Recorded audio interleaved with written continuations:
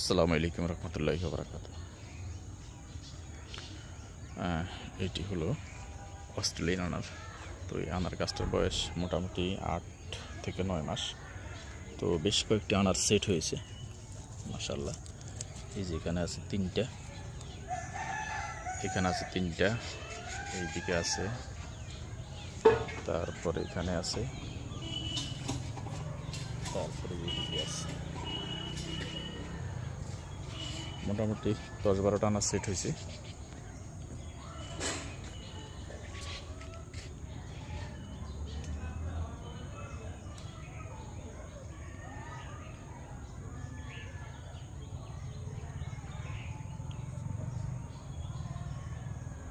তো আনার সাত বাগানের জন্য আসলে একটা অস্ট্রেলিয়ান আনার একটা বেস্ট একটা আনার।